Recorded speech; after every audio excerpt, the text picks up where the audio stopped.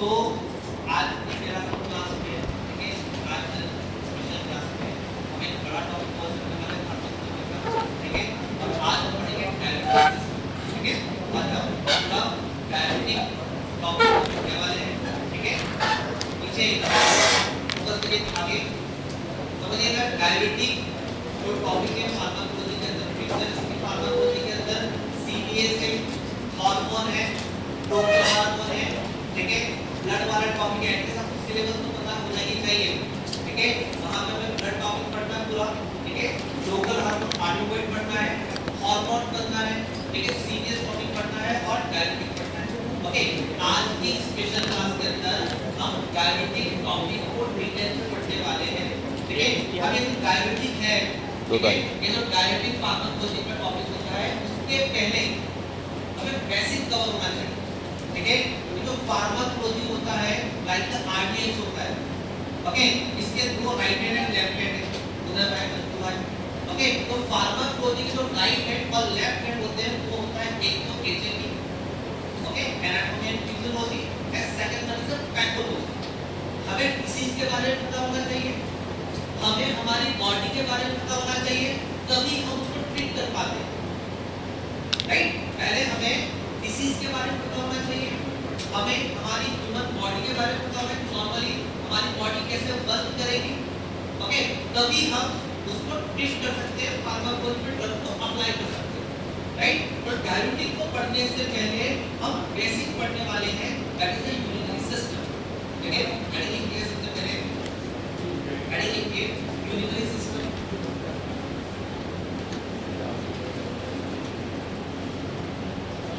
Editing के urinary system आप समझिएगा, ठीक है। थोड़ा सा आपको बेसिक में बता देता हूँ, ओके, क्योंकि आप थर्ड ईयर में आ चुके हैं, ठीक है। आगे बैठ के बातें नहीं करना, ओके। आप फिर सेमेस्टर में आ चुके हैं। इस साल जीपेट के अंदर फार्माकोलॉजी के क्वेश्चन आए थे 28 क्वेश्चन पर ईयर। जीपेट में फार्माकोलॉजी सेक्शन से क्वेश्चन आते हैं 28 क्वेश्चन, ओके। इसी 28 क्वेश्चन में से इस बार जीपेट के अंदर टोटल क्वेश्चन पर एचएपी से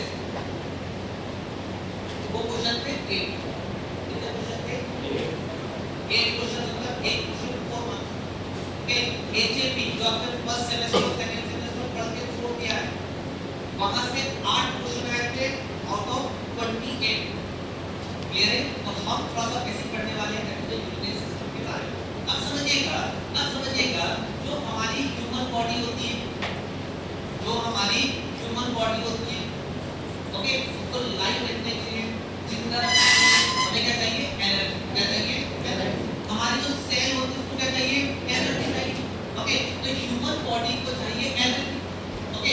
अब एनर्जी जो होता है, एनर्जी लाने के लिए हमें चाहिए जैसे ओके, हमें खाना खाना पड़ेगा, ओके, हमें फूड को इंटेक करना पड़ेगा। जब हम खाने को खाएंगे, फूड को इंटेक करेंगे, तो यहाँ से हमें मिलने वाले न्यूट्रिएंट क्या मिलेंगे, ओके। हमें यहाँ से यूजफुल सब्सटेंस मिलने वाले हैं, ओके। यहाँ से हमें कार्बोहाइड्रेट, प्रोटीन, फैट सब कुछ मिलने वाला है, ओके। तो जब भी हम फूड का इंटेक करते हैं, तो यहाँ से हमें न्यूट्रिएंट मिलेंगे, ओके। क्या मिलने वाले, न्यूट्रिएंट मिलने वाले। परंतु वही न्यूट्रिएंट के साथ हमें क्या मिलने वाला है, वेस्ट प्रोडक्ट मिलेगा, ओके। हमें एनर्जी के लिए न्यूट्रिएंट तो मिलेंगे, परंतु साथ में हमें क्या मिलने वाला है, वेस्ट प्रोडक्ट मिलने वाला है। सिंपल सी बात है, ओके। अगर आपको शुगर केन का जूस पीना है, गन्ने का जूस पीना है, तो रॉ शुगर केन को मशीन में डालते हैं तो जूस तो मिलता है, परंतु साथ में raw material iron waste product भी मिलता है, ओके। जो वेस्ट प्रोडक्ट होता है वो भी मिलता है। सेम यहाँ पर हमें न्यूट्रिएंट के साथ क्या मिलेगा, वेस्ट प्रोडक्ट। अब ये जो वेस्ट प्रोडक्ट होता है, ये मतलब होता है टॉक्सिक, ये बॉडी में लंबे समय तक हम इसे स्टे नहीं कर सकते, राइट। लंबे समय तक हम इसे बॉडी में स्टे नहीं कर सकते, जैसे कि यूरिया वेस्ट प्रोडक्ट होता है, जैसे कि कार्बन डाइऑक्साइड वेस्ट प्रोडक्ट होता है, वैसे ही एक और वेस्ट प्रोडक्ट होता है, उसको बोलते हैं यूरिन। क्या कहते हैं, यूरिन जो होता है ये भी क्या होता है, वेस्ट प्रोडक्ट होता है, ओके। और इसी यूरिन को बॉडी से बाहर निकालने के लिए एक सिस्टम बना हुआ है, जो क्या बोलते हैं यूरिनरी सिस्टम। वर्ड का मतलब समझिए। ओके, जब हम फूड को इंटेक करते हैं, फूड के अंदर वाटर भी आता है, बहुत सारे फूड्स भी आते हैं, सब कुछ आता है। ओके, उसी वाटर से क्या बनेगा, यूरिन बनेगा, और यूरिन हमारे बॉडी का क्या वेस्ट प्रोडक्ट होता है, इसको बॉडी से आउट करना है, बॉडी से बाहर निकालना है। तो बॉडी से बाहर निकालने के लिए जो जो पार्ट, जो जो ऑर्गन उसमें इस्तेमाल होंगे, उस सिस्टम को हम क्या बोलते हैं, यूरिनरी सिस्टम। आज की क्लास में हम देखेंगे यूरिन कैसे बनता है, कौन कौन से यूरिनरी सिस्टम में पार्ट होते हैं, उनका क्या फंक्शन होता है, ओके, और कैसे हम उस पर ड्रग्स अप्लाई कर सकते हैं। क्लियर है ना? ओके, हम पहले समझने वाले हैं कि यूरिनरी सिस्टम में कौन कौन से पार्ट इन्वॉल्व होते हैं। ठीक है, मतलब ऐसे समझिएगा जैसे हम ओके यूरिनरी सिस्टम को थोड़ा सा कैसे समझते हैं, अब समझिएगा कौन कौन से यहाँ पर पार्ट होते हैं यूरिनरी सिस्टम के अंदर। सबसे पहले ओके, तो सबसे इंपॉर्टेंट दैट इज द क्या इनपुट होता है, किडनी। क्या होगा, किडनी। ठीक है, किडनी जो होता है, समझिएगा जो किडनी होता है ये पैड होता है। यस, ओके, किडनी पैड होता है, दो किडनी होती है। ठीक है, दो किडनी होती है। ओके, यहाँ पर एक होता है यूरिनरी ब्लैडर। क्या होता है, यूरिनरी ब्लैडर। समझिएगा ये तो है, ये है किडनी। ओके, ये है किडनी। ओके, किडनी से यहाँ से एक पाइप निकला हुआ है, ओके, इस पाइप को बोलते हैं यूरेटर। क्या कहते हैं, यूरेटर। तो ये जो है ये क्या है, ये है यूरेटर। ओके, तो किडनी कितनी होती है, दो। यूरेटर कितने होते हैं, दो।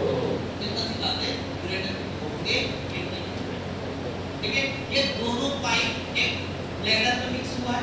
ठीक है, इसे बोलते हैं यूरिनरी ब्लैडर। क्या कहते हैं, यूरिनरी ब्लैडर। ओके, इसे कहेंगे यूरिनरी ब्लैडर।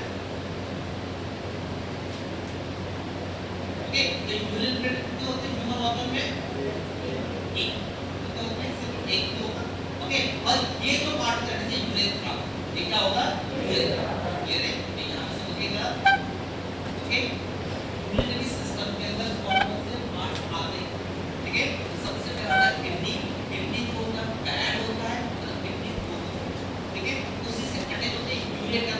यूरेटर के दो होते हैं। ठीक है, ये रे यूरेटर के दो होते हैं। वही यूरिन को स्टोर करने के लिए, यूरिन को होल्ड करने के लिए, शॉर्ट टाइम के लिए, शॉर्ट टर्म के लिए, उसके लिए बना है यूरिनरी ब्लैडर। ओके, और उसी यूरिन को पास करने के लिए बना है यूरेथ्रा। कितना क्लियर है? जैसे अब ये पार्ट आपको पता होना चाहिए। ठीक है, कि कौन कौन से ऑर्गन आने वाले हैं, कौन कौन से पार्ट आने वाले हैं यूरिनरी सिस्टम। ठीक है, अब हम डिटेल में पढ़ने वाले हैं किडनी के बारे में। ठीक है, हम डिटेल में पढ़ेंगे किडनी के बारे में, पढ़ेंगे किडनी।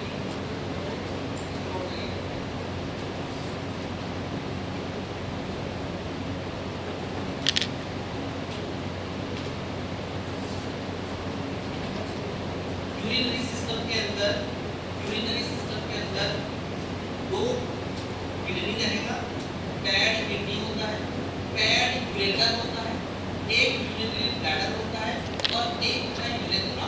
ठीक है, एक रहेगा यूरेथ्रा। ओके, यूरिन को बॉडी से आउट करवाने के लिए, बाहर निकालने के लिए सिस्टम बना हुआ है, यूरिनरी सिस्टम। ये यूरिनरी सिस्टम क्या करेगा, ये जितने भी पार्ट्स मैंने बताए यूरिन को बनाएगा। इसलिए यूरिन बनाने के साथ इनके और भी इंपॉर्टेंट फंक्शन होते हैं, वो सब बताऊंगा आपको मैं। ठीक है, कि किडनी का क्या फंक्शन होता है, किडनी का स्ट्रक्चर क्या होता है, बिकॉज किडनी का स्ट्रक्चर, इनका फंक्शन, ठीक है, पढ़ने के बाद ही हम फार्माकोलॉजी समझ सकते हैं, डायबिटिक टॉपिक समझ सकते हैं। ठीक है, ओके, तो पढ़ने की सबसे पहले किडनी।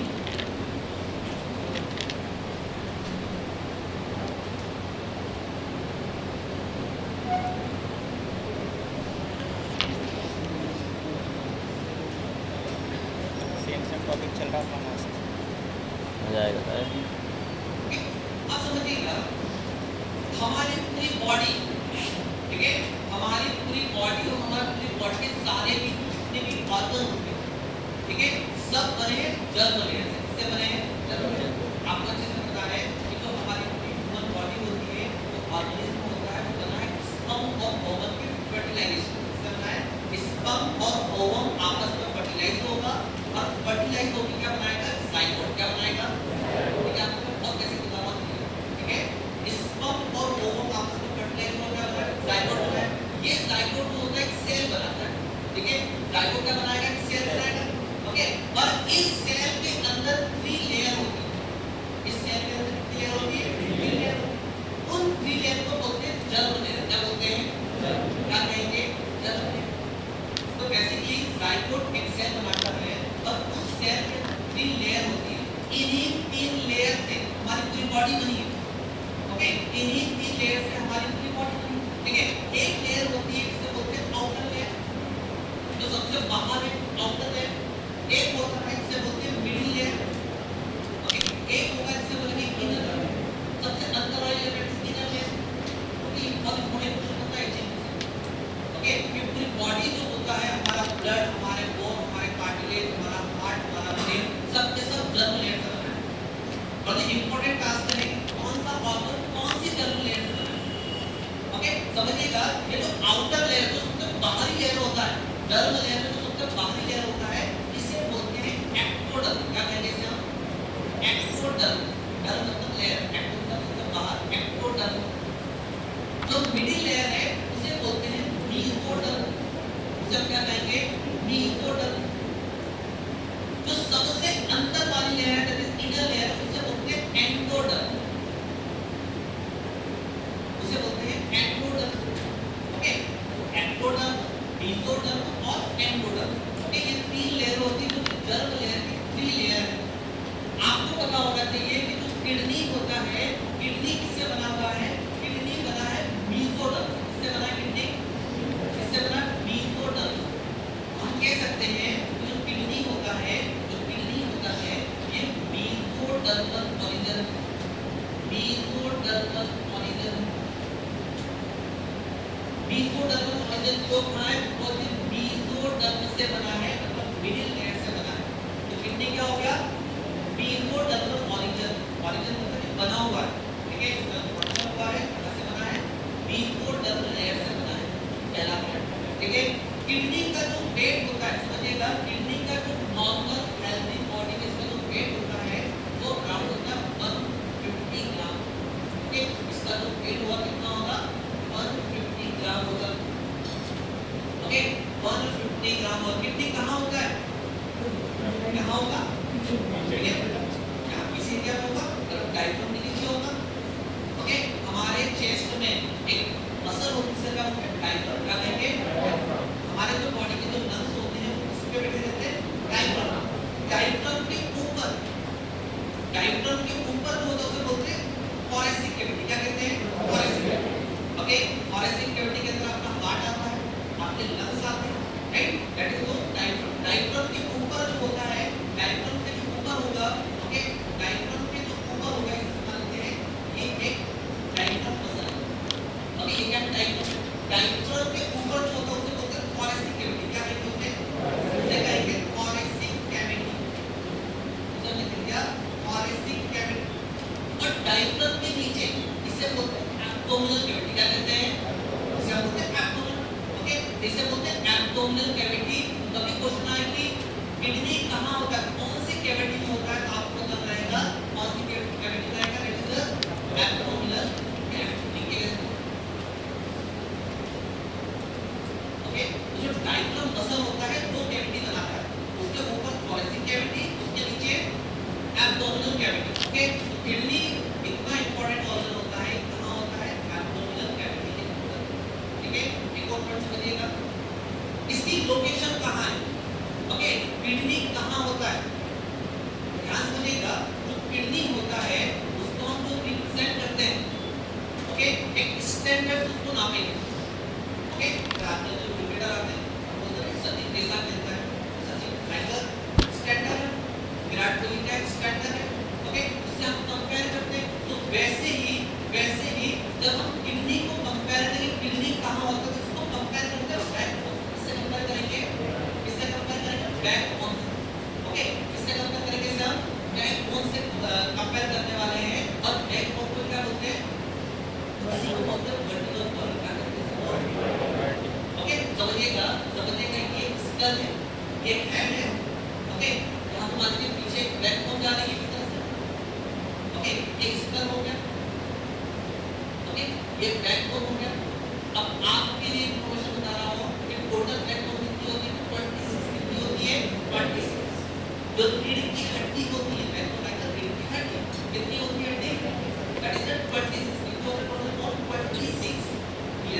26 ओके समझिएगा ये जो पोर्शन था नेक वाला गर्दन वाला इसे सर्वाइकल क्या बोलते थे सर्वाइकल इसे क्या बोलते हैं सर्वाइकल समझिएगा यहाँ से स्टार्ट होता C1 मतलब सर्वाइकल 1 C मतलब पहली दो इसे बोलते हैं सर्वाइकल 1 ओके ऐसे होते हैं सर्वाइकल 7 तक होता है कितना होता है 7 मतलब C1 से लेकर कितना होगा C7 ओके C1 से लेकर C7 जैसे आपका चेस्ट स्टार्ट होगा जैसे गर्दन खत्म हुई और चेस्ट स्टार्ट हुआ तो यहाँ से स्टार्ट होगा थोरेसिक क्या स्टार्ट होगा thoracic तो थोरेसिक जो होता है वो होता है T1 से लेके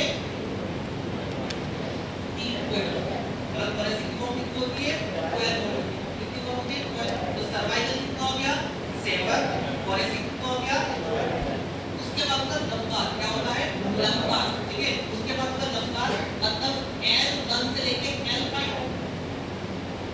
इसके बाद का लंबार ओके पहला हो गया सर्वाइकल के बाद थोरेसिक उसके बाद हो जाएगा लंबार ठीक है उसके बाद होगा सेक्टर और लास्ट होगा कॉर्टेक्स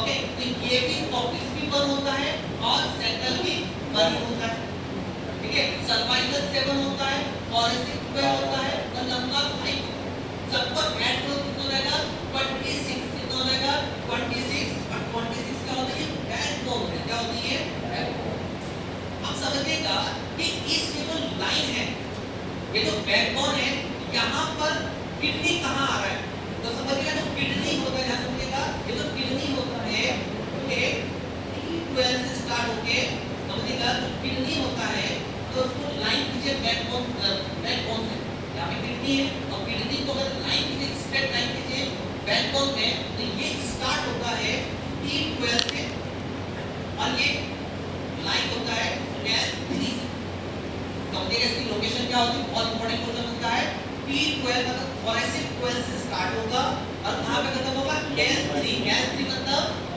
लंबार 3 ओके लंबार 3 मतलब समझिएगा एक किडनी है ओके एक किडनी है तो किडनी जो स्टार्ट हुआ है इसका जो अपर तो क्या वाला बाउंड्री है दैट इज यहां से T12 और सबसे लास्ट वाला है L3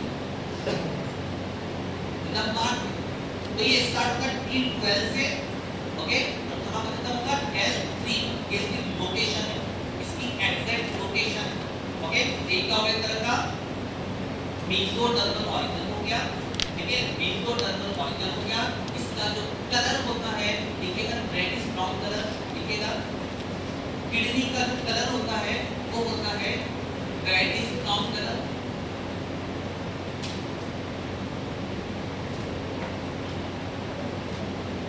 इसका जो कलर होगा रेडिश ब्राउन कलर होगा ओके इसका जो वेट होगा 150 होगा 150 ग्राम ओके ये एब्डोमिनल कैविटी के अंदर प्रेजेंट होता है और इसकी जो लोकेशन होती है वो T12 मतलब थोरेसिक 12 से स्टार्ट होगा और कहां तक एंड होगा L3 मतलब लंबार L3 मतलब लंबार इतना क्लियर हुआ कि हम बात करें इसके स्ट्रक्चर ओके इसका जो स्ट्रक्चर होता है ओके इसका जो स्ट्रक्चर होता है समझिएगा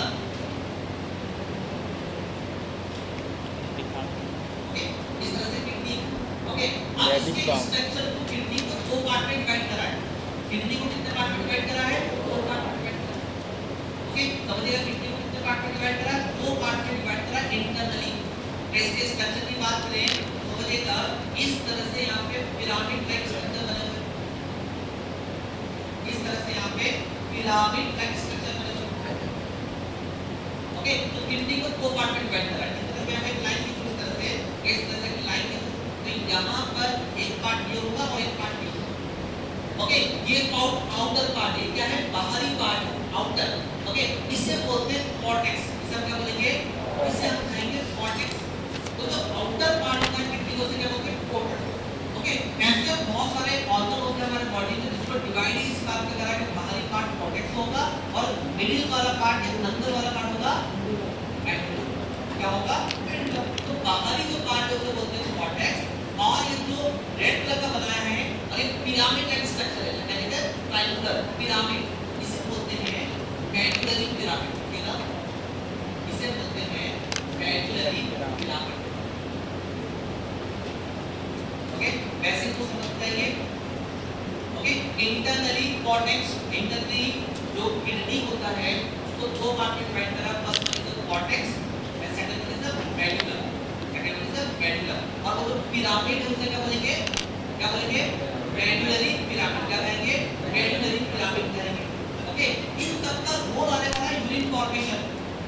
ओके, कॉर्टेक्स का भी रोल होता है, मेडुला का भी रोल होता है, ठीक है। अब क्या होगा, ये जो किडनी होता है, ये जो किडनी होता है इसके अंदर एक बहुत इंपॉर्टेंट सेल है, जैसे ब्रेन है, तो ब्रेन के अंदर कौन सी सेल होती है, नर्व सेल, जैसे बोलते हैं न्यूरॉन, जैसे हम, ओके, क्या बोलते हैं न्यूरॉन, वैसे ही हमारे किडनी के अंदर सेल नेफ्रॉन, इसका नाम क्या है, नेफ्रॉन। ओके, हम बोलते हैं कि किडनी की स्ट्रक्चर और फंक्शनल यूनिट क्या होती है, नेफ्रॉन। देखिएगा इस पॉइंट को, किडनी का स्ट्रक्चर एंड फंक्शनल यूनिट,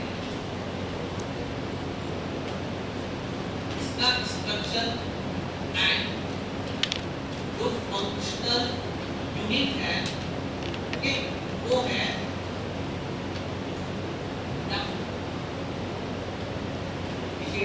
काफी इंपॉर्टेंट है।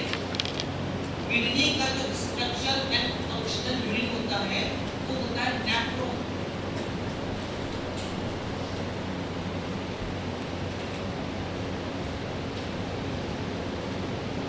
ओके, किडनी का स्ट्रक्चर एंड फंक्शनल यूनिट जो होता है वो होता है नेफ्रॉन होता है। मतलब नेफ्रॉन का स्ट्रक्चर हमें 100% क्लियर होना ही चाहिए। अगर ये स्ट्रक्चर हमें क्लियर नहीं है तो हम आगे का पार्ट फार्माकोलॉजी नहीं पढ़ सकते, क्योंकि जो ड्रग्स होती है वो इसी नेफ्रॉन पे काम करने वाली है, इसी नेफ्रॉन पे एक्ट करने वाली है।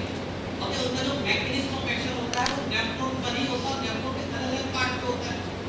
ओके, पहले तो आपको ये पता होना चाहिए कि जो नेफ्रॉन होता है वो स्ट्रक्चर एंड फंक्शनल यूनिट होता है ऑफ किडनी।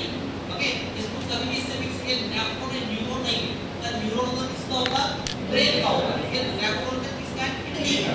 ओके, एक किडनी के अंदर अगर बात करें ईच किडनी, एक किडनी के अंदर कितने नेफ्रॉन होते हैं, 10 लाख, कहने मिलियन बोले 1 से लेके 1.3 मिलियन, ओके, तो लेफ्ट में का रेट, ओके, तो एक किडनी के अंदर जो नेफ्रॉन होते हैं nephron 1 million, more than 1 million करते हैं।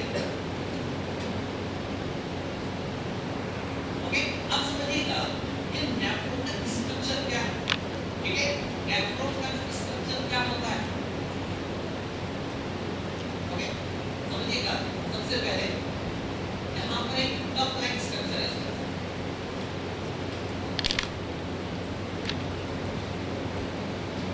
ओके, यहाँ पे क्या है, सबसे पहले कप लाइक स्ट्रक्चर है।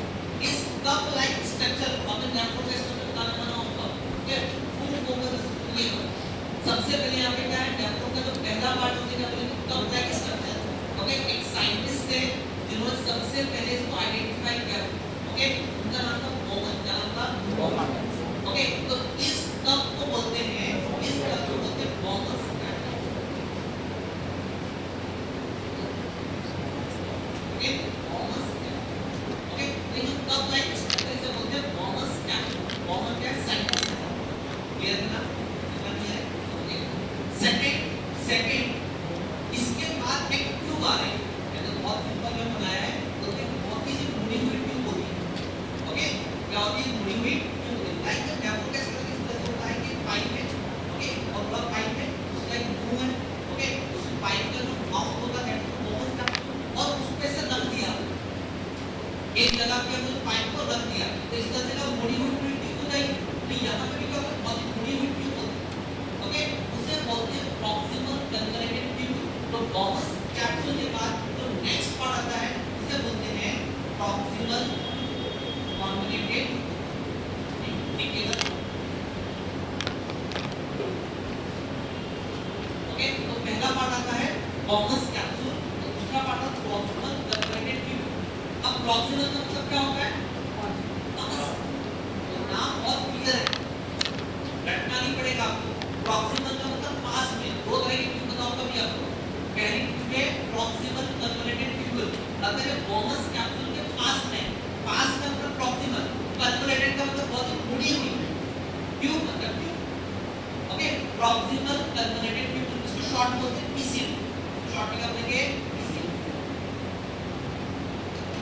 इसको शॉर्ट बोलेंगे पीसीटी, प्रॉक्सिमल कन्वर्जेंट ट्यूब। तो पहला पार्ट है बॉमस कैप्सूल, दूसरा पार्ट है पीसीटी। ओके, पीसीटी जब खत्म होता है, ध्यान रखिएगा, जब पीसीटी खत्म होता है तो पीसीटी खत्म होने के बाद एक ट्यूब बनता है यू शेप का।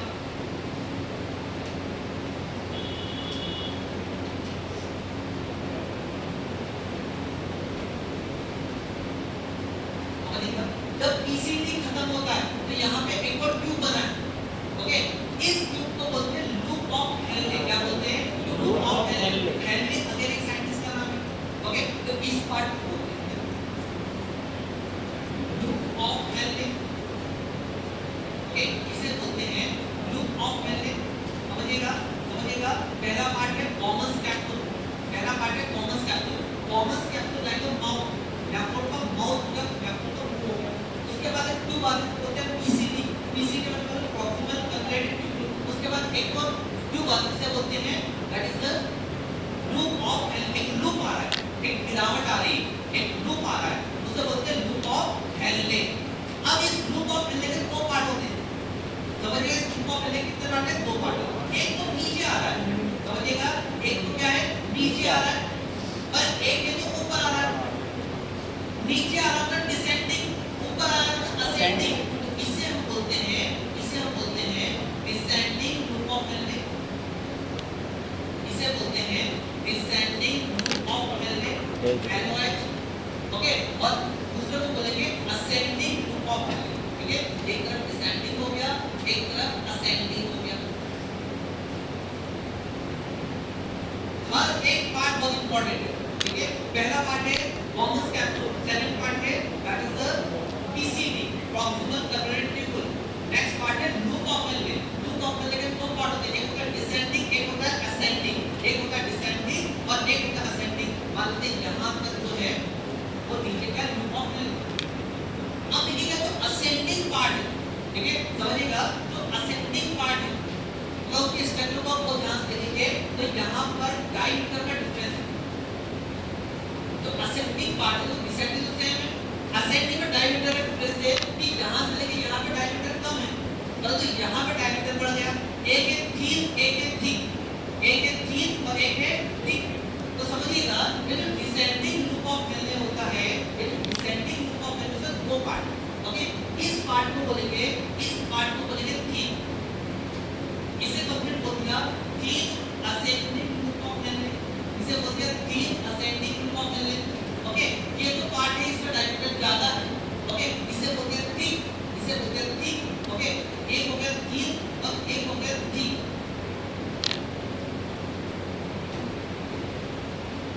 हर एक पॉइंट इंपॉर्टेंट, आप बस यहाँ तक सीधे बोलेंगे ना लूप ऑफ हेनले होता है। लूप ऑफ हेनले में एक डिसेंडिंग होता है, एक असेंडिंग होता है। डिसेंडिंग और असेंडिंग की बात करें तो असेंडिंग में फर्दर दो टाइप होता है, एक होता है वो पतला, इसे बोलते हैं थिन, एक होता है वो मोटा, that is thick. Thin ascending loop of Henle और thick ascending loop of Henle. Okay, तो पहला पार्ट है कॉमन कैप्सूल, दूसरा होता है पीसीटी, तीसरा होता है loop of Henle. Okay, loop of Henley descending, ascending, thin और ओके। अब जैसे लूप ऑफ हेनले खत्म होता है तो एक और बहुत ही मुड़ी हुई ट्यूब आती है, परंतु जो मुड़ी हुई ट्यूब है दूर है, इससे दूर है कॉमन कैप्सूल, इससे दूर है कॉमन कैप्सूल। तो यहाँ पे एक और बहुत ही मुड़ी हुई ट्यूब आई है, परंतु ये कॉमन कैप्सूल से दूर है, डिस्टल है, क्या दूर है। ओके, तो इसे बोलते हैं distal convergent tube.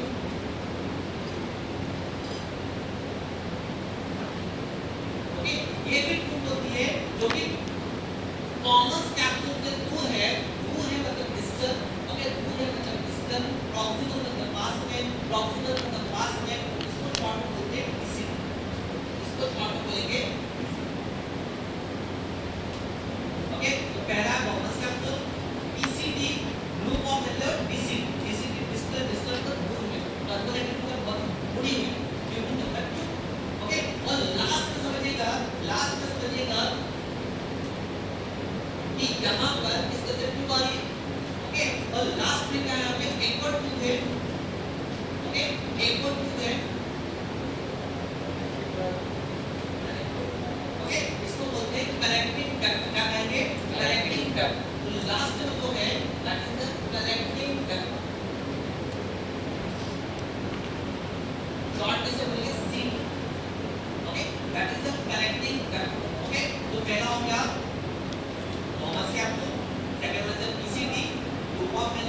DCT last one is the collecting duct, last one is the collecting duct. अब समझिएगा थोड़ा सा और डिटेल में कि हर एक नेफ्रॉन के पास, ओके, हर एक नेफ्रॉन के पास कॉमन कैप्सूल होता है, हर एक नेफ्रॉन के पास DCT होता है, ग्रुप ऑफ नेफ्रॉन का DCT होता है, हर एक नेफ्रॉन के पास। परंतु हर नेफ्रॉन के पास उनका कलेक्टिंग डक्ट नहीं होता है, क्योंकि कलेक्टिंग डक्ट शेयर्ड होता है। कलेक्टिंग डक्ट क्या होता है? उसको शेयर करते हैं। बहुत सारे नेफ्रॉन आपस में करते हैं, कलेक्टिंग डक्ट को शेयर करते हैं। तो समझिएगा यहाँ पे एक कलेक्टिंग डक्ट ऐड हुआ है, मतलब नेफ्रॉन ऐड हुआ है, यहाँ पे एक और नेफ्रॉन ऐड हुआ है, यहाँ पे एक और नेफ्रॉन ऐड हुआ है, तो यहाँ पे क्या है? कलेक्टिंग डक्ट क्या है? शेयर्ड। यहाँ पे कलेक्टिंग डक्ट क्या है? शेयर्ड। ये हो गया हो गया नेफ्रॉन कैसे। और यही नेफ्रॉन अल्टीमेटली क्या बनाएगा? यूरिन बनाने वाला, क्या बनाने वाला है? ओके, यहाँ से जो निकलेगा दैट इज यहाँ से निकलने वाला यूरिन। ओके, अब थोड़ा सा कॉमन सेंस कि हमारे बॉडी में जो भी फूड बनते हैं, स्वेटिंग हो रही है, सेरेब्रोस्पाइनल फ्लूइड बन रहा है, कुछ भी एसिड बन रहा है, हमारे बॉडी में जो भी फूड होता है, टीयर आंसू बन रहा है, एक्वस बन रहा है, जो भी फूड होता है वो ब्लड से बनता है। किससे बनता है? हमारे बॉडी की गंगा नदी, ओके, और जितने भी छोटे-छोटे तालाब हैं, जितने भी छोटी-छोटी नदियां हैं, वो गंगा नदी से बनेंगे। और गंगा नदी का जो ब्लड वेसल क्या है? ब्लड वेसल, उसके अंदर ब्लड बह रहा है, ओके, उसके अंदर क्या ब्लड है, और इसी ब्लड से बहुत सारे फूड बनने वाले हैं। तो यूरिन भी किससे बनेगा? ब्लड से ही बनेगा। यूरिन किससे बनेगा? ब्लड से बनेगा। ओके, समझिएगा कि यहाँ पर क्या होता है? ब्लड वेसल आती है, समझिएगा यहाँ पे क्या होती है? ब्लड वेसल आती है। ओके, समझिएगा यहाँ पे एक ब्लड वेसल आ रही है इस तरह। ओके, इस ब्लड वेसल को बोलते हैं अपेरेंट। क्या कहेंगे? Apparent artery. इसे कहेंगे अपेरेंट आर्टरी। अपेरेंट दो टर्म होता है, अपेरेंट एक होता है इनफेरेंट। ओके, अपेरेंट तो आने वाला, ओके, ये यहाँ पे आ रहा है, कॉमन कैप्सूल पे आ रहा है, इसे बोलते हैं अपेरेंट। क्या कहते हैं इसे? अपेरेंट। ओके, जब ये आएगा अपेरेंट तो यहाँ पे बहुत सारे कैपिलरीज बनाएगा, छोटे और साइज छोटा हो जाएगा। ओके, और साइज में क्या हो जाएगा? छोटा हो जाएगा। क्लियर है? तो यहाँ पे क्या होगा? इस तरह से अपेरेंट आर्टरी आ रहा है और ये बहुत सारे छोटे-छोटे कैपिलरीज बनाने से, क्या बनाने से? कैपिलरीज बनाने। और कैपिलरी बनाने के बाद समझिएगा यहाँ पर एक और वेसल निकल सकता है।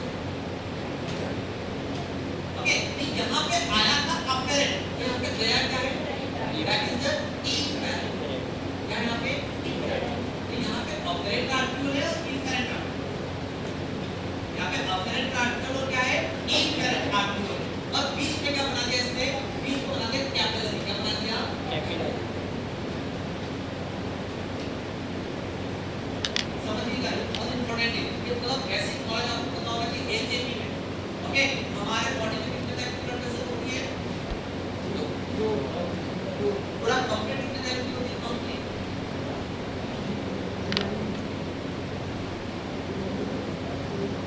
कंप्लीट ब्लड वेसल कितने टाइप की होती है?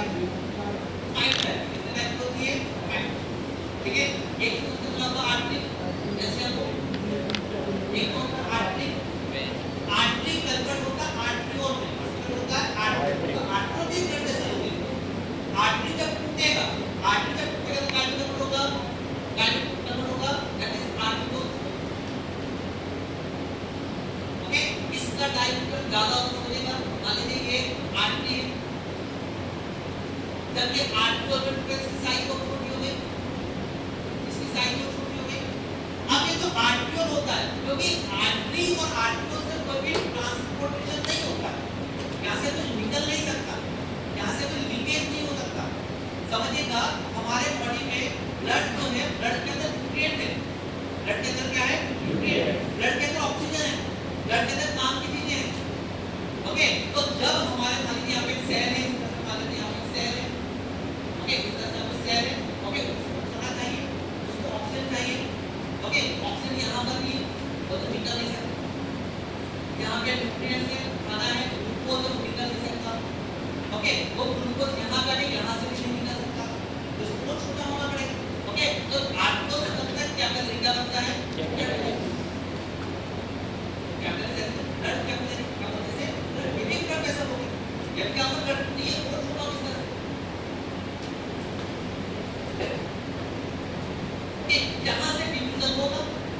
यहाँ से क्या होगा, ऑक्सीजन ट्रांसफर होगा, कार्बन जो भी कार्बन डाइऑक्साइड को ट्रांसफर होगा, ग्लूकोज सब कुछ ट्रांसफर होने वाला है।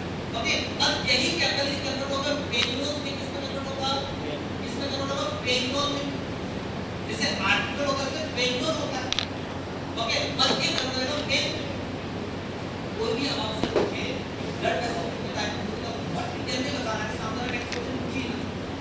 ऐसा नहीं कि आर्टिकल में प्रोटोटाइप कितने होते हैं, 5 टाइप होते हैं, artery, article, capillary, venule, when. यही सीक्वेंस आपको याद रखना है, आर्टरी, आर्टिकल, कैपिलरी, वेन्यूल और वेन। आप समझिएगा यहाँ पे क्या हो रहा है कि अपेरेंट आर्टिकल आया तो कन्वर्ट को कैपिलरी में, तो उसके बाद बना दे इनफेरेंट आर्टिकल का बना दे। ये जो कैपिलरी का नेटवर्क बना है, समझिएगा, ये जो कैपिलरी का नेटवर्क बना है, ये जो कैपिलरी का नेटवर्क बना है, इसका एक स्पेसिफिक नाम है और इसे बोलते हैं ग्लोमेरुलस। ये जो कैपिलरी बना है, ये जो नेटवर्क एक जाल जो बना है, इसे बोलते हैं ग्लोमेरुलस। ये क्लियर, आपको क्लियर होना पड़ेगा। कोई पूछे ना कि ग्लोमेरुलस क्या होता है, ऐसा नहीं कि यहाँ पूछा होगा कॉमन सेक्टर में, यहाँ ऐसा नहीं, कॉमन सेक्टर के कप है।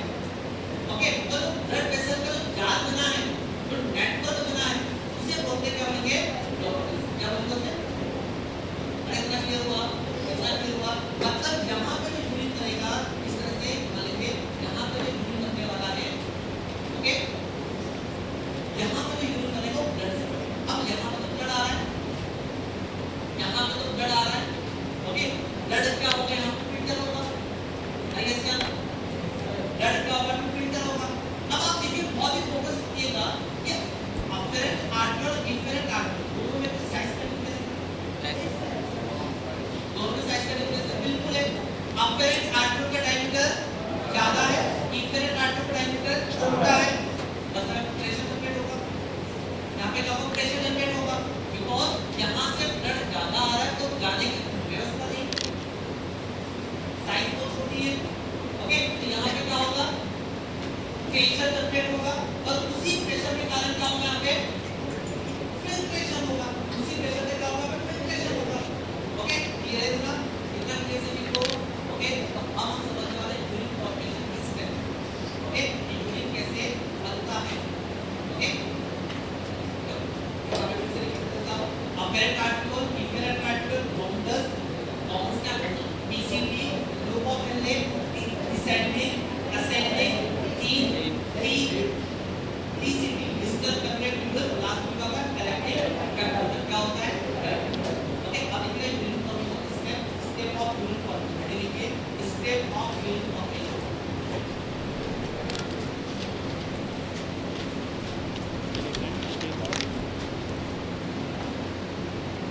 Urine formation.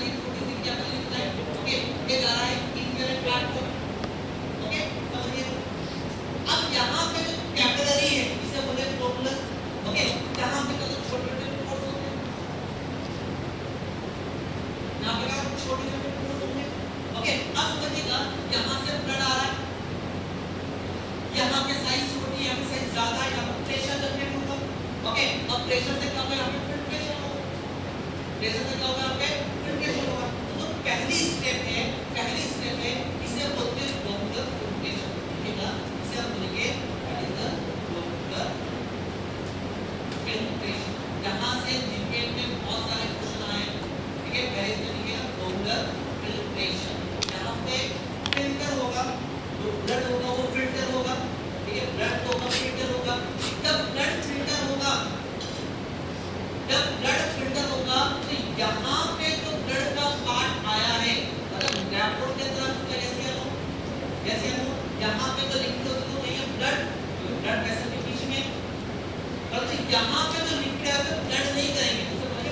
फिल्ट्रेट, क्या कहेंगे उसे? फिल्ट्रेट। जो ब्लड फिल्टर हो जाता है और नेफ्रॉन में आ जाता है तो ब्लड नहीं कहेंगे, उसे कहेंगे फिल्ट्रेट। क्या कहेंगे?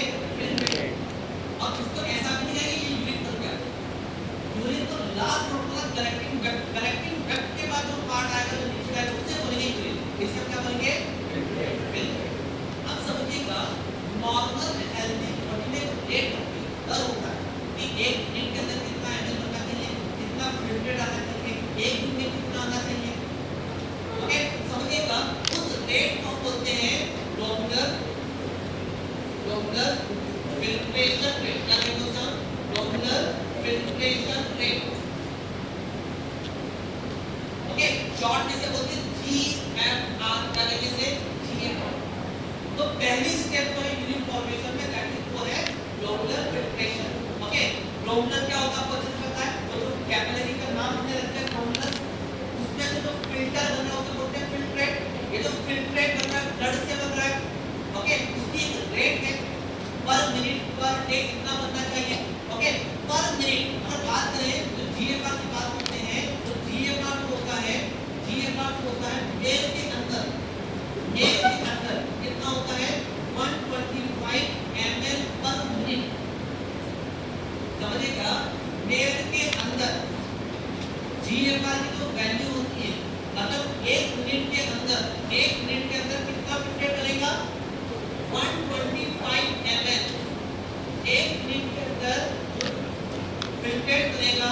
ओके, तो जीएफआर की रेट होगी तो 125 ml पर मिनट। और फीमेल की बात करेंगे तो फीमेल में होगा 105 ml पर मिनट। ये मिनट में वैल्यू बता रहा हूं आपको, ये मिनट में वैल्यू बता रहा हूं। ओके, यहां पे डायरेक्ट क्वेश्चन बनेगा, लेकिन जीएफआर की रेट क्या होता है? नॉर्मल हेल्दी किडनी कितना फिल्ट्रेट बनाएगा एक मिनट। इसी को अगर मैं डे में कन्वर्ट करूं कि एक दिन में कितना फिल्ट्रेट बन जाएगा, तो एक डे में पर डे में मेल के अंदर 180 litre per day. Okay, mail के अंदर 180 लीटर पर डे फिल्ट्रेट बनेगा। फीमेल की बात करेंगे तो 150 litre per day.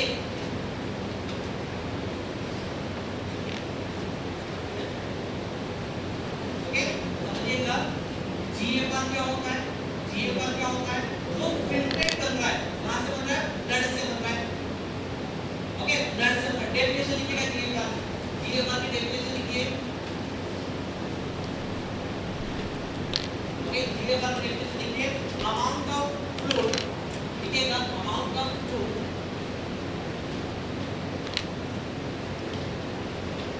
Amount of fluid filtered, लिखिएगा अमाउंट ऑफ फ्लूइड filtered, जितना फ्लूइड का अमाउंट फिल्टर हुआ, ठीक है, फ्रॉम बोथ किडनी, दोनों किडनी की बात करूंगा मैं, ठीक है, फ्रॉम बोथ किडनी।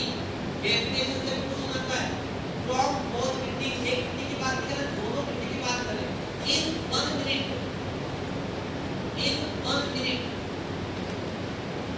ओके, ये बात डेफिनेशन लिखिए कि अमाउंट ऑफ फ्लूइड फिल्टर्ड, अब फ्लूइड का मतलब फिल्ट्रेट हो गया फ्रॉम बोथ किडनी, दोनों किडनी में से, मतलब 125 ml तो बन रहा है, ऐसा नहीं कि एक किडनी से बन रहा है, दोनों किडनी से मिक्सअप बन रहा है इन 1 मिनट, एक मिनट की बात कर रहा हूं। ओके, इस पॉइंट को, इस डेफिनेशन को मैनिपुलेट करके चार ऑप्शन बन सकते हैं। एक किडनी के दो किडनी, एक मिनट के 2 मिनट के 10 मिनट के 1 मिनट पर डे। ओके, आप समझिए ऐसे प्रेशर बहुत है यहाँ पे, तो इसी प्रेशर के कारण क्या होगा? फिल्ट्रेट बन रहा होगा। ओके, यहाँ पे कुछ तो प्रेशर होगा। अब यहाँ पे आप कोचिंग आए हुए हैं, हो सकता है आपको फैमिली का प्रेशर, आपके पापा बोल रहे कि जाओ मम्मी बोल रही जाओ यार तो शादी का अच्छा रिजल्ट करना आ रहा है, इस कोई तो प्रेशर होगा, खुद का प्रेशर होगा, फैमिली का प्रेशर होगा, तभी आप यहाँ पे आए। बेसिक अगर यहाँ पे फिल्ट्रेट होगा तो कोई प्रेशर होगा। ओके, तो बेसिक के 3 प्रेशर होगा। कितने प्रेशर होते हैं यहाँ पे? 3। थोड़ा डिटेल बताऊंगा यहाँ पे कितने प्रेशर होते हैं। यहाँ पे 3 प्रेशर होते हैं। उन 3 प्रेशर के कारण यहाँ पे एक प्रेशर जनरेट होता है और उस प्रेशर के कारण यहाँ पे फिल्ट्रेट बन रहा है। ओके, टोटल कितने प्रेशर होंगे? टोटल प्रेशर होंगे 3। अब समझिएगा 3 प्रेशर में से 3 प्रेशर प्रेशर में से दो ऐसे प्रेशर हैं, समझिएगा, टोटल प्रेशर होते हैं 3, टोटल प्रेशर होते हैं 3। इन 3 प्रेशर में से दो प्रेशर को होते हैं जो फिल्ट्रेशन को कंपोज करते हैं, मतलब रोकने का काम करते हैं। इनमें से 3 प्रेशर मतलब दो प्रेशर को होते हैं जो फिल्ट्रेशन को रोकेंगे, स्टॉप कराएंगे, ओके। और एक प्रेशर को होता है जो फिल्ट्रेशन को प्रमोट करता है, जो फिल्ट्रेशन को करवाएगा। आपको पता होगा कैसे से टोटल कितने प्रेशर कौन होते हैं यहाँ पे 3 प्रेशर। तो 3 प्रेशर में से एक प्रेशर जो फिल्ट्रेशन को करवाएगा और दो प्रेशर जो फिल्ट्रेशन को रोकेगा, ओके। जो फिल्ट्रेशन को करवा रहा है, समझिएगा, जो फिल्ट्रेशन को करवा रहा है बेसिकली फिल्ट्रेशन का स्प्रेड होता है, यहाँ पे डायमीटर ज्यादा है, यहाँ पे डायमीटर छोटा है, तो अब इसका क्या होगा फिल्ट्रेशन, तो प्रेशर जनरेट होगा, यहाँ पे भीड़ बढ़ जाएगी। सिंपल सी बात, यहाँ पे क्या हो जाएगी भीड़ बढ़ जाएगी, तो भीड़ के कारण यहाँ पे छोटे फोर्स है, छोटे छेद है, उससे क्या होगा, वो जो लिक्विड होगा वो लिक्विड बाहर आ जाएगा, वो लिक्विड क्या होगा बाहर आ जाएगा। इसे बोलते हैं, इस प्रेशर को बोलते हैं नॉमिनल ब्लड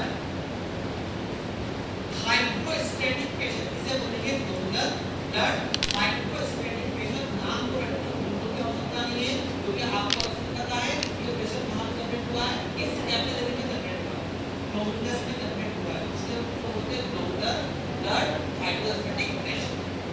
ये प्रेशर कितना होता है अच्छे से आपको पता होना चाहिए। ये प्रेशर होता है 55 mmHg। कितना होता है, कितना होगा ये प्रेशर 55 mmHg।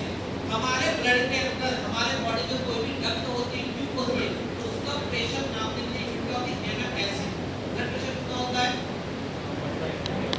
120 से 80 mmHg।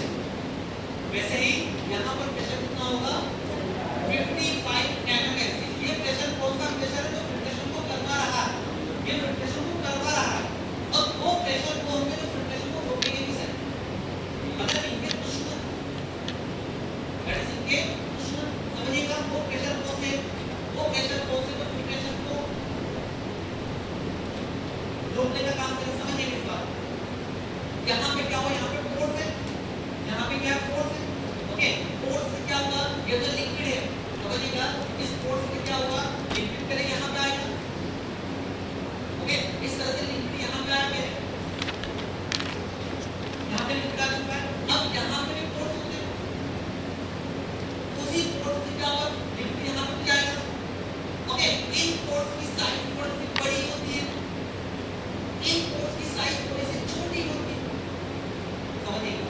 पहले लिक्विड यहाँ पर है, वो लिक्विड क्या हुआ इस प्रेशर के कारण यहाँ पे आ चुका है, परंतु अभी नेफ्रॉन के अंदर नहीं करा, ओके। अभी तो फोकस कैप्सूल के ऊपर ही है, ओके। अब यहाँ पे कैसे हवा में तो जाएगा, यहाँ पे भी गेट होगा, ये गेट की साइज बड़ी है और ये गेट की साइज छोटी है, ओके। समझ मान लेते हैं, आपको इस पर अगर आपको घुमाने के लिए गेट के लिए और आपको बोला है, आपको मैं 10 मिनट का दिया है, ऐसा बोला है कि यहाँ पे 1 और 10 आपको बदलना है, ओके। वहाँ पे रास्ते में आपको 1 और 10 बदलना है, ठीक है। तो मान लीजिए यहाँ पे तो आपको 5 मिनट का बिना यहाँ पे 2 गेट है, यहाँ पे क्या 2 गेट है, बस के अंदर 100 गेट हो गए, ओके। सिंपल सी बात, 2 गेट का आसानी से कर जाएंगे और चढ़ जाएंगे 2 गेट, ओके। अब आपको बोला कि आपको 1 और 10 में चेंज करना है, ये ना वहाँ पे डॉक्टर ने तो हो गया, यहाँ पे घुमाने के लिए जा रहे हैं। अब तो नेक्स्ट बस है, तो नेक्स्ट बस है यहाँ पे सिर्फ एक ही गेट है, तो यहाँ पे क्या स्टूडेंट आसानी से, बहुत आसानी से उतर जाएंगे जल्दी से, तो अभी यहाँ पे टैप कर जाएगा, जैसे हम गेट पे एक ही है, वहाँ पे 2 गेट है, तो यहाँ पे भीड़ हो जाएगी। अब वो जो भीड़ होगी वो पीछे से धक्का आएगा, तो आगे वाला रोकेगा ना कि आगे वाला जब चलेगा तभी मैं चल पाऊंगा, ओके। तो वहाँ पे प्रेशर होगा, तो अपोजिट प्रेशर होगा, ये प्रेशर कौन सा होगा, अपोजिट होगा, क्योंकि यहाँ पे ऑलरेडी फ्लूइड है, तो उसको रिटार्ड करेगा, रोकेंगे कैसे उसको, आगे यहाँ पे भीड़ है, मतलब ये प्रेशर क्या होगा, रोक रहा है, क्या कर रहा है, रोक रहा है, फिल्ट्रेशन को रोक रहा है। और इस कैप्सूल में होगा, कहाँ होगा ये कैप्सूल में होगा है, तो इस प्रेशर को बोलते हैं कैप्सुलर हाइड्रोस्टैटिक प्रेशर, इसे बोलते हैं कैप्सुलर हाइड्रोस्टैटिक प्रेशर। एक कैप्सूल में हो रहा है, इसलिए बोलते हैं कैप्सुलर हाइड्रोस्टैटिक प्रेशर। मैं 3 प्रेशर बता रहा हूँ। पहला प्रेशर है ग्लोबुलर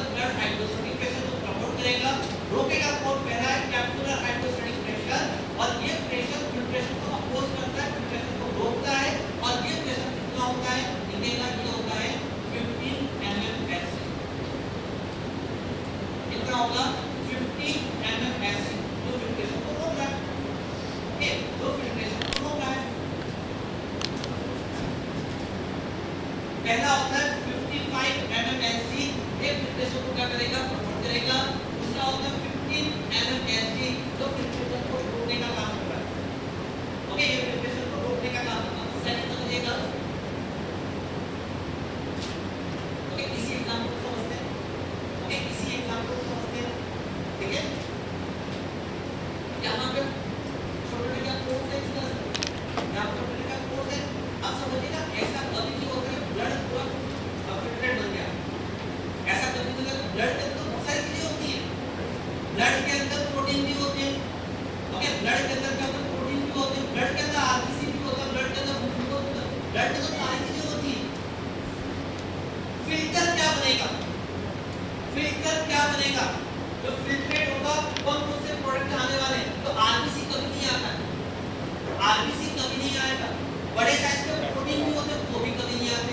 अब समझिएगा कि यहाँ पर एक प्रोटीन है, यहाँ पर यहाँ पे एक प्रोटीन है, यहाँ पे क्या एक प्रोटीन है, ये प्रोटीन इस तरह से बह रहा है ब्लड में, और ये प्रोटीन ने यहाँ पे उसको कवर कर लिया, इन पोर्स को क्या कर दिया, कवर कर दिया।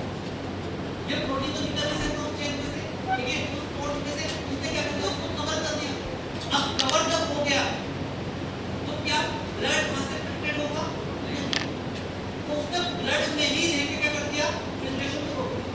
ओके, मान लीजिए आपको सपोज आप मान लीजिए भोपाल आ रहे हैं, ओके, आप क्या आ रहे हैं, भोपाल आ रहे हैं, तो ओके, आपको भोपाल के स्टेशन को रुकना है, ओके, और वहां पे ऑलरेडी जो गेट है, मान लीजिए ट्रेन की सिर्फ 5 मिनट रुकेगी, ओके, बहुत सारे पैसेंजर को भोपाल उतरना है और आपको उतरना है। अब तो मान लेते हैं कि वहां पे जो गेट है जाकर उतरना है, वहां पे 10-15 लोग ऑलरेडी खड़े हैं अपने लगेज के साथ, ओके, और उनको भोपाल उतरना नहीं है, उनको इलाहाबाद से उतरना है, ओके, उनको नागपुर उतरना है, और आपको पता है ट्रेन सिर्फ 5 मिनट रुकेगी, ओके, तो क्या होगा, जैसे आप उतरने के लिए निकले, अपनी सीट से उतरे, तो वहां पे ऑलरेडी ट्रैफिक था, और उनको उतरना भी नहीं है, लाइक वो प्रोटीन है, उनको उतरना भी नहीं भोपाल स्टेशन, आपको उतरना है, और पूरा उन्होंने गेट को कवर कर दिया, तो क्या आप उतर पाएंगे, ओके, लोगों की ट्रेन छूट के अपना रेलवे स्टेशन छूट जाएगा, राइट, ओके, इसी तरह से क्या होता है, इसी तरह से क्या होता है, तो प्रोटीनों की केमिकल एक्टिवेशन को रोकते हैं, और इसे हम बोलेंगे, इस प्रेशर को बोलेंगे ब्लड कोलाइडल ऑस्मोटिक प्रेशर, लिखिएगा ब्लड कोलाइडल ऑस्मोटिक प्रेशर, इसे हम बोलते हैं ब्लड कोलाइडल ऑस्मोटिक प्रेशर। ये तो होता है सेकंड प्रेशर होता है जो फिल्ट्रेशन को रोकेगा। ब्लड कोलाइडल, ब्लड के अंदर कोलाइड होते हैं, अगर कोलाइडल प्रॉपर्टी के सबस्टेंस होते हैं, ठीक है, बड़े-बड़े प्रोटीन होते हैं, तो फिल्ट्रेशन को रोकेंगे, इसे बोलते हैं ब्लड कोलाइडल ऑस्मोटिक प्रेशर। और ये होता है 30 mm Hg, लिखिएगा, यहाँ से बहुत फेमस क्वेश्चन बनेगा, ठीक है, यहाँ से बहुत फेमस क्वेश्चन बनेगा। 3 तरह के प्रेशर होते हैं, दो प्रेशर फिल्ट्रेशन को रोकेगा, एक प्रेशर फिल्ट्रेशन को करवाएगा। जो करवाने वाला प्रेशर है बिकॉज ऑफ डायमीटर, दोनों आर्टरी की साइज का अंतर के कारण प्रेशर डिफरेंट होगा, तो ये होगा 55। दो प्रेशर को रोकेंगे, पहला होगा कैप्सुलर हाइड्रोस्टैटिक प्रेशर और दूसरा होगा blood colloidal osmotic pressure. Blood colloidal osmotic pressure कितना होगा, 30 mm Hg। Capsular hydrostatic pressure कितना होगा, 15 mm Hg। Doppler hydrostatic pressure कितना होगा, 55 mm Hg। ओके, अब हमें समझना पड़ेगा कि नेट फिल्ट्रेशन क्या है। ओके, थीटा को इन दोनों में से, इधर भी एक 3 है, इधर भी एक 3 है, इधर भी एक 3 है, तो अल्टीमेटली थीटा को इसका फार्मूला होगा, ठीक है, क्या लिखिएगा, नेट फिल्ट्रेशन प्रेशर, लिखिएगा, अल्टीमेटली रिजल्ट क्या आया, that is net filtration pressure. Okay, net filtration pressure,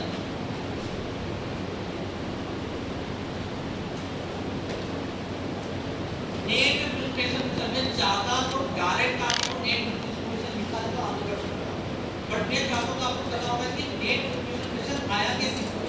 okay, ये दो प्रेशर जो दो करें, एक प्रेशर तो करवा रहा है, एक शॉर्ट लिख लो, local blood hydrostatic pressure minus, okay, capsular hydrostatic pressure plus blood colloidal osmotic pressure, दो मीटिंग हो गई, ये दो में सात लोग हैं, ये प्रिपरेशन करवा रहा है। एक कितना होता है 55, एक कितना होता है 15 plus 20, okay 55 minus 45 is equal to 10। Net preparation pressure कितना होता है 10 mmHg। मतलब जीता कौन तो प्रिपरेशन करवा रहा है, जीता कौन उसकी वैल्यू क्या है, उसकी संख्या है 55 पे, रोकने वाला 45 पे, माइनस हो गया 10, ओके। तो यहां से अल्टीमेटली जो प्रिपरेशन होगा, प्रिपरेशन प्रमोट होगा, तब किस प्रेशर से होगा 10 mmHg।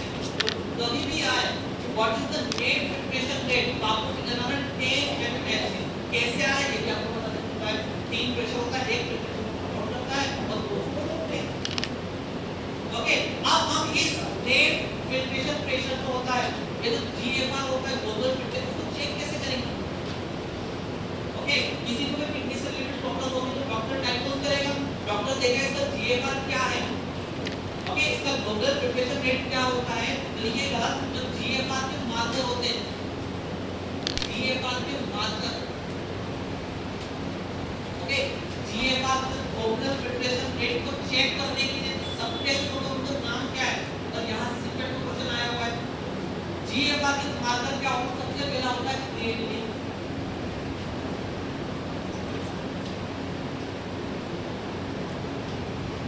ओके, पहला क्या क्रिएटिनिन सबसे पहला और सबसे इंपॉर्टेंट, ओके। डायरेक्ट इक्विपमेंट में क्वेश्चन आ चुका है कि जीएफआर का मार्कर क्या होता है, जीएफआर को कैसे चेक करेंगे, ओके। तो पहला होता है क्रिएटिनिन और दूसरा लिखना है इनुलिन। जीएफआर के दो मार्कर होते हैं, तो जीएफआर होता क्या है, इसके मार्कर क्या होता है, सब कुछ आपको पता होना चाहिए, ओके। जीएफआर की डेफिनेशन, जीएफआर का रेट, ओके, इसका न्यूमेरिकल डाटा 125 ml पर मिनट, पर डे की बात करें तो 180, ओके, मिनट की बात करें तो 105, पर डे की बात करें तो 150। इसके मार्कर कौन से होंगे, क्रिएटिनिन और इनुलिन।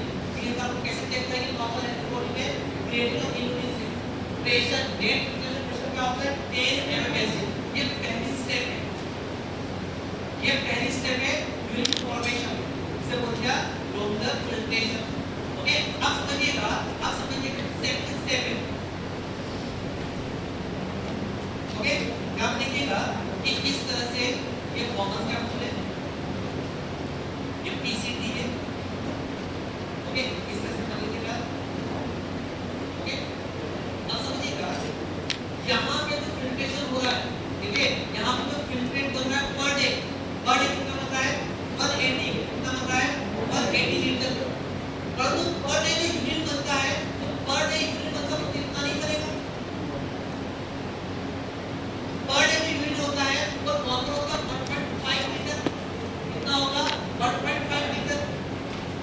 पर डे तो फिल्ट्रेट बना है, अगर नेफ्रॉन में आता 180 लीटर है पर डे, इसका मतलब बॉडी का ब्लड नहीं होता है, तो फिल्ट्रेट को 180 लीटर बनता है, परंतु वही in the end per day जो यूनिट बनेगा कितना बनेगा 1.5 लीटर। इसका मतलब जितना भी 180 लीटर फिल्ट्रेट हुआ है वो सारा का रहेगा रीएब्सॉर्ब हो जाएगा, सारा का रहेगा वापस से रीएब्सॉर्ब हो जाएगा मोर देन 99%। तो जो कहां पे 180 लीटर और कहां पे 1.5 लीटर, ओके। तो जो सेकंड स्टेप होता है उसे बोलते हैं ट्यूबुलर रीएब्सॉर्प्शन। लिखिएगा सेकंड स्टेप लिखिएगा, उसे बोलते हैं that is the tubular reabsorption.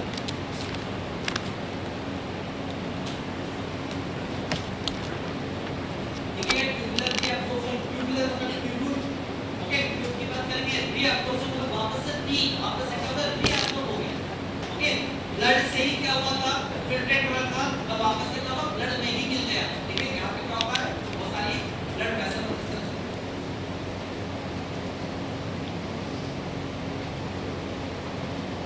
Okay.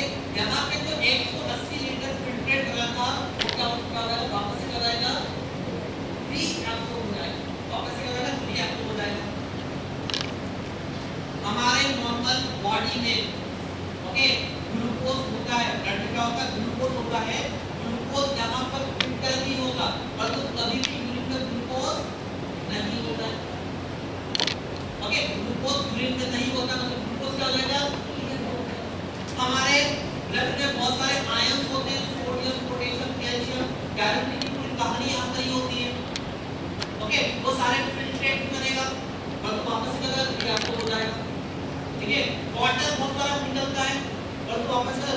हो जाएगा।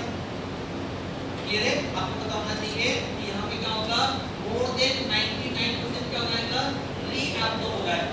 ठीक है, और ग्लूकोज जितना भी ग्लूकोज वो सारा रीअब्सॉर्ब हो जाएगा, आयरन रीअब्सॉर्ब हो जाएगा, वाटर रीअब्सॉर्ब हो जाएगा, जो भी न्यूट्रिएंट्स होंगे जो काम की चीज होगी वापस से जाएगा वो रीअब्सॉर्ब हो जाएगा।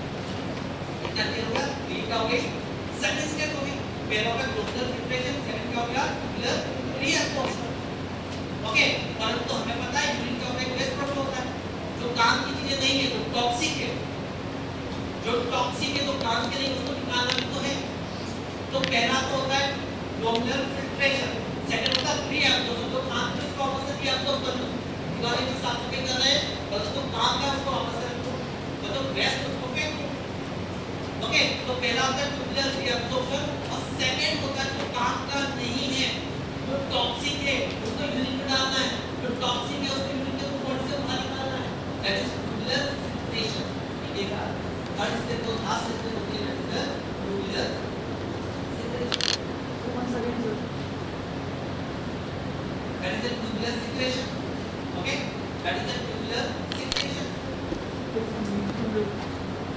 Tubular reabsorption का मतलब होता है, reabsorption मान लीजिए कोई वेंडर है जो आपसे पैसे मांग रहा है। ओके, एक वेंडर है जो आपसे क्या पैसे मांग रहा है, आपने उसको दे दिया और आगे जाकर आपने वापस ले लिया। ओके, फिर यहाँ पे देखिए, ओके, अक्षर कुमार उसको जॉनिकल को पैसे लेने की कोशिश करता है, तो चाय वाला को 10,000 रुपये देता है।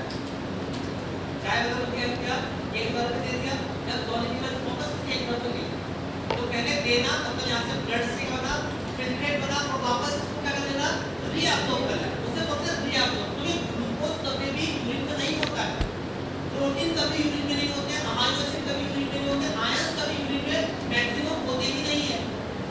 पूरा बताने वाला हूँ आयन कि कहाँ से कितना रीअब्सॉर्ब होगा, उसके बिना गारंटी नहीं मिलती। पहले समझिए नॉर्मल समझिए, जब तक हमारा बेस स्ट्रॉन्ग नहीं होती इमारत खड़ी कैसे चलती है। बट हमेशा डाउट वाली लाइन की यही है। तो पहले ट्यूबुलर रीअब्सॉर्प्शन मोर देन 99% का होगा रीअब्सॉर्प्शन। कल जो टॉक्सिक सब्सटेंस है जैसे कि क्रिएटिनिन, ये टॉक्सिक है हमारी, इसको बॉडी से बाहर निकालना है। ओके, जो ड्रग के मेटाबॉलाइट होते हैं, ओके, आपको पता होना चाहिए कि जो भी हम ड्रग खाते हैं तो मैक्सिमम ड्रग क्या होता है, यूरिन के बॉडी से बाहर जाती है। आपने पैरासिटामोल खाया तो पैरासिटामोल जीवन भर आपकी बॉडी में नहीं जाएगा, वो पैरासिटामोल ब्रेक होकर यूरिन के बॉडी से बाहर जाएगा। तो ड्रग मेटाबॉलाइट हमारे लिए टॉक्सिक भी होते हैं। कैसे कर लो? ओके, अमोनिया सबसे इंपॉर्टेंट, अमोनिया बहुत ज्यादा टॉक्सिक होता है। ओके, तो अमोनिया को बॉडी से बाहर निकालना है। ओके, तो अमोनिया बाहर कैसे आएगा, यूरिन से क्या होगा, जो एक्सेस आयन लिखिए, प्रॉपर लिखिएगा, जो ज्यादा आयन हो जाते हैं, ठीक है, एक्सेस आयन। ओके, जो ज्यादा आयन हो जाएंगे, नॉर्मल लेवल से ज्यादा हो जाएगा, तो ज्यादा आयन को भी निकालने का काम किसका होता है, यूरिन का ही होगा, यूरिन को बॉडी से बाहर निकालने का काम है। ठीक है, ये 3 स्टेप होती है, तीन स्टेप होती है यूरिन फॉर्मेशन में। पहला होता है ग्लोमेरुलर फिल्ट्रेशन। ग्लोमेरुलर फिल्ट्रेशन का क्लियर होना पड़ेगा, समझिए बात, उसकी डेफिनेशन क्या होती है, उसका रेट क्या होता है, उसका मात्रा क्या होता है, प्रेशर आपको क्लियर होना पड़ेगा कि कितने प्रेशर होते हैं, कितने प्रेशर प्रमोट करवाते हैं, कितने प्रेशर होते हैं, प्रमोट करवाने का मतलब केल्विन क्या है, रोक तो मतलब केल्विन क्या है, 10 इन द एंड रिजल्ट क्या होगा, 10 mmHg। Second one tubular reabsorption, third क्या होता है ट्यूबुलर सिक्रेशन। इतना ये होगा। ओके, इन द एंड हम कंप्लीट फंक्शन देखने वाले किडनी, ठीक है, किडनी का कौन सा ऑर्गन होता है, किडनी की परिमित करते हैं, एक्टो मीसो एंडो, कौन सा ऑर्गन होगा, ईओ, ठीक है, उसकी लोकेशन कहां पे होती है, एब्डोमिनल कैविटी, इससे कंपेयर ऑफ बैकबोन, B12 से लेके L5 L3। ओके, अब ऐसा मतलब है सर्वाइकल थोरेसिक, सिंपल सी बात है, यहां पे होगा, किडनी यहां पे होता है, ओके, यहां पर थोरेसिक खत्म हो जाएगा। ओके, समझे, थोरेसिक खत्म हो गया, जो थोरेसिक कैविटी होता है, थोरेसिक कैविटी के जस्ट नीचे क्या होता है, किडनी होता है। तो थोरेसिक कैविटी नाम से T12 तक ही होगा, तो T12 से लेके L3 तक होगा। कलर क्या होगा,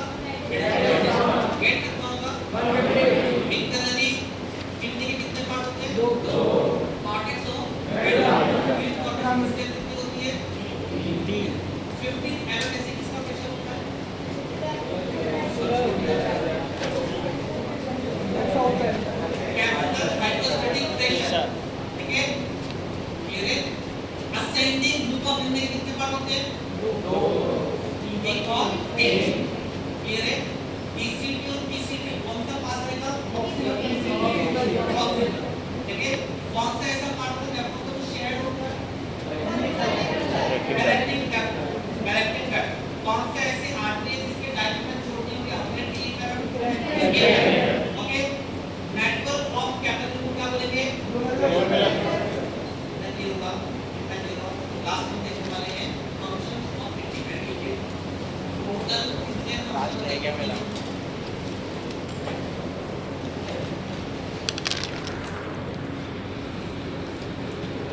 ओके, किडनी के कौन-कौन से फंक्शन होते हैं?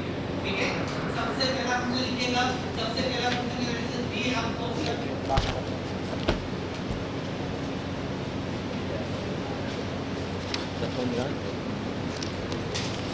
सबसे पहला फंक्शन है रीअब्सॉर्प्शन। अगर किडनी ना हो, अगर किडनी फेल हो जाए तो परसेंट क्या होता है? इसको डेड हो।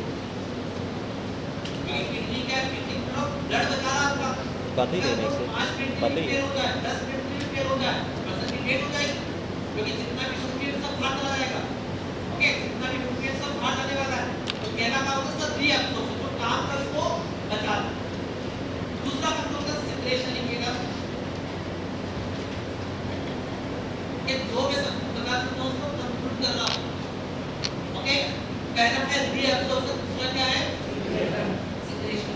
ओके, थर्ड लिखिएगा, थर्ड लिखिएगा that is the electrolyte incorporated ion interregulation। लिखिएगा इलेक्ट्रोलाइट जो होता है उनको बोलते हैं आयन, ठीक है। इनका रेगुलेशन आपको पता होना चाहिए। आयन कौन कौन होते हैं? सोडियम हो गया, पोटेशियम हो गया, हाइड्रोजन हो गया, कैल्शियम हो गया, मैग्नीशियम हो गया, ठीक है। इनका सबका क्या मतलब हो? क्या करना? रेगुलेट, ठीक है। इनको मेंटेन करना। ये आयंस इतने इंपॉर्टेंट होते हैं कि अगर थोड़ा सा भी इनका डिस्बैलेंस हो जाए, थोड़ा सा डिस्टर्बेंस हो जाए, समझिएगा। जो एक थोड़ा सा एग्जांपल देता हूं, वो कितना इंपॉर्टेंट है कि जो पोटेशियम होता है, समझिएगा, जो पोटेशियम होता है इसका जो नॉर्मल लेवल होता है बहुत पोटी होता है। कितना होता है? अगर जो बोलते हैं कि कैंसर जो बड़ी बीमारी है, हाइपरटेंशन हो गया, एचआईवी हो गया, ये हो गया, कितनी बड़ी बड़ी बीमारियां हो गई। हाँ और तो आपने कभी इस पे फोकस नहीं किया होगा कि ये जो आयन होते हैं कितने बड़े होते हैं, अरे कितने इंपॉर्टेंट होते हैं। नॉर्मली पोटेशियम का लेवल कितना होता है? 1 थोड़े से लगाते हैं